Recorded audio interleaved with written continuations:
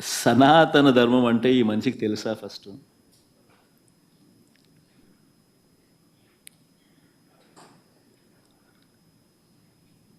సాక్షాత్తు నువ్వు ఆ కూటమిలో ఉన్నావు. సాక్షాత్తు చంద్రబాబు నాయుడు నీ కళ్ళ ఎదుటే ఈ తప్పు చేసినాడు.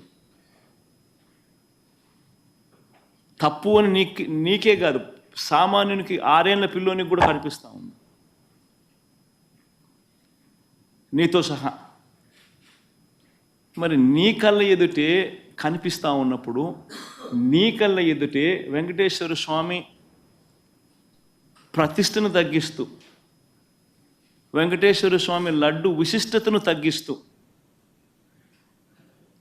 కావాలని దుర్బుద్ధితో రాజకీయాలతో రాజకీయ లబ్ధి పొందేందుకు ఇన్ని కోట్ల మంది వెంకటేశ్వర స్వామి భక్తుల మనసుల్లో ఒక అనుమానం క్రియేట్ చేయడం, దానివల్ల అపవిత్రత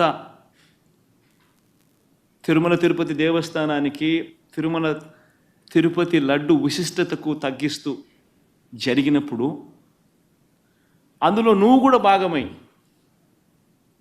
నువ్వు కూడా అది అబద్ధం అని తెలిసి, నువ్వు కూడా ఆ అబద్ధానికి రెక్కలు కట్టి, నువ్వు కూడా అదే దుష్ప్రచారాన్ని చేయడంలో నువ్వే అడుగులు ముందుకు వేస్తూ ఉన్నప్పుడు, ఎక్కడ సనాతన ధర్మం గురించి నువ్వు మాట్లాడతావు? కరెక్టేనా మనం చేసేది? ఏదైనా కానీ తప్పు చేసినప్పుడు ఆ తప్పును మనం ఎత్తి చూపలేకపోతే, ఆ తప్పును గుడ్డిగా సమర్థించడం మొదలుపెడితే, అందులో దేవుని విషయంలో సనాతన ధర్మం అని చెప్పి మనం చెప్పుకోవడం ఎంత మటుకు ధర్మం?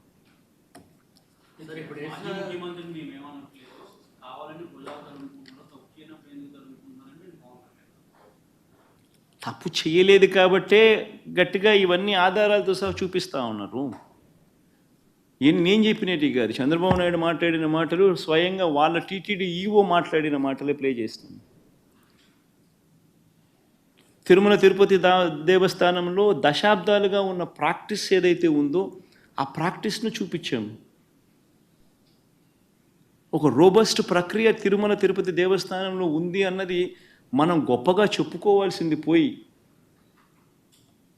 మన లడ్డు విశిష్టతను మనం గొప్పగా చెప్పుకోవాల్సింది పోయి, మనంతటి మనమే మన గుడిని, మన స్వామివారిని, మన లడ్డు విశిష్టతను మనమే తగ్గించుకుంటూ మనమే మాట్లాడడం,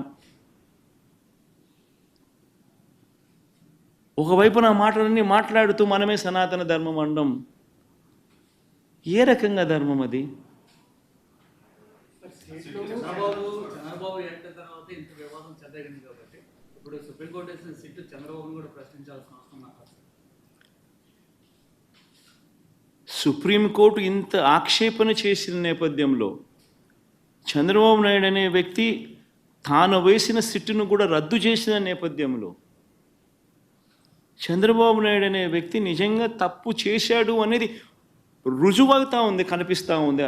సుప్రీంకోర్టు ఇచ్చిన తీర్పులోనే కనిపిస్తూ ఉంది, వాళ్ళు ఇచ్చిన కమెంట్స్లోనే కనిపిస్తూ ఉంది, వాళ్ళు రద్దు చేసిన సిట్టులోనే కనిపిస్తూ ఉంది. మరి ఇంతగా కనిపిస్తూ ఉన్నప్పుడు చంద్రబాబు నాయుడు అనే వ్యక్తి చేయాల్సిన పని ఏముంది? చేయాల్సిన పని ఏమిటి? ఒక అబద్ధాన్ని మళ్ళీ మళ్ళీ మళ్ళీ ఇంకా పెద్ద అబద్ధాలతో దాన్ని అబద్ధాన్ని రుజువు చేయడం కోసం ఇంకా ఎక్కువ అబద్ధాలు చెబుతూ, కలియుగ దైవం అంటారు వెంకటేశ్వర స్వామిని. వెంకటేశ్వర స్వామి విషయంగా ఎవరైనా ఆడుకుంటే మాత్రం మామూలుగా ఉండదు. వారికి జరగబోయే వారి పాపం అనేది పండి వారికి జరగబోయే నష్టం తెలిసి తెలిసి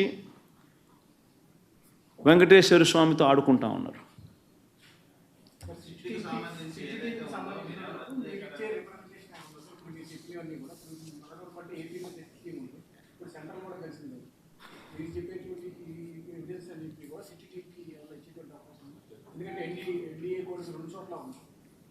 ఈ సుప్రీంకోర్టు అబ్జర్వేషన్సే ఈ మాదిరిగా చేసినప్పుడు టీటీడీ ఈఓ ఆన్ రికార్డ్ ఈ మాటలన్నీ చెప్పినప్పుడు అవన్నీ ఆధారాలతో సహా రికార్డ్ అయి ఉన్నప్పుడు టీటీడీలో ఈ మాదిరిగా శాంపుల్స్ కలెక్షన్ అనేది ప్రతి ట్యాంకర్కు చేస్తూ ఉన్న ప్రక్రియ దశాబ్దాలుగా జరుగుతూ ఉన్నప్పుడు అసలు వాస్తవం చెప్పాలంటే దీనికి సిట్టు అవసరం లేదు, బిట్టు అవసరం లేదు, ఇంకోటి అవసరం లేదు. కంటి క్లియర్ కట్గా కనపడతా ఉంది అసలు ఏమీ జరగలేదని. ఏమీ జరగకపోయినా ఏదో జరిగింది అని చెప్పి వీళ్ళందరూ ఏదో దాన్ని ఏదో చూపించే ప్రయత్నం, వీళ్ళు ఏదో చేసే ప్రయత్నం వీళ్ళే చేస్తూ ఉన్నారు. అలా ఏమీ జరగలేదు అని చెప్పే కార్యక్రమం వీళ్ళంతా కలిసికట్టుగా ఇవే చూసి ఇవే మాట్లాడి ఇవే చూసి ఇవే చెప్పాలి. అంతే కదా జరగాల్సింది. ఏమీ జరగకపోయినా కానీ జరిగింది అని ఒక అబద్ధాన్ని రెక్కలు కట్టించి దాన్ని అబద్ధం జరిగింది జరిగింది జరిగింది అని చెప్పి దాన్ని ప్రమోట్ చేయడానికి ప్రయత్నం చేస్తూ ఉన్నారు. అసలు ఏం జరిగింది ఏం జరగలేదు అని చెప్పి చెప్పడానికి ఇవన్నీ కూడా ఆధారాలన్నీ ఒకటికొకటి ఆధారాలన్నీ కూడా చూపిస్తూ ఉన్నారు. చూపించడం జరిగింది. ఇవన్నీ చూస్తూ ఉన్నారు, కనిపిస్తూ ఉన్నాయి. దీంట్లో ఏం చేస్తారు వచ్చి ఎవరైనా కానీ వచ్చి ఏ అధికారులైనా వచ్చి ఏం చేస్తారు? అంటిల్ అండ్ అన్లెస్ రాజకీయ స్వార్థం కోసం వీళ్ళు కూడా ఒక తప్పుడు రిపోర్ట్ తయారు చేసి ఒక తప్పుడు ప్రచారం చేసి దానివల్ల ఏమవుతుంది? వెంకటేశ్వర స్వామి కోపం వీళ్ళ మీద కూడా వస్తుంది ఎవరైతే తప్పు చేస్తారో.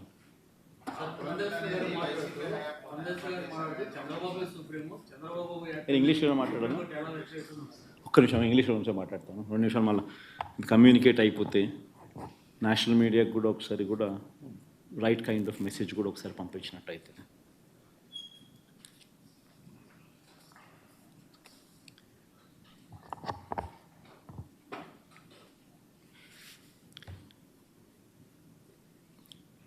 If one were to see both the judgments delivered by Supreme Court, one on Monday, dated 30th,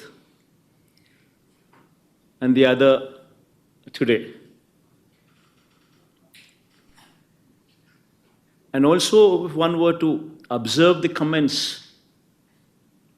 which were made by the Supreme Court judges, it is evident from these comments as well as the judgments also pronounced that whatever Chandrababu Naidu has been speaking,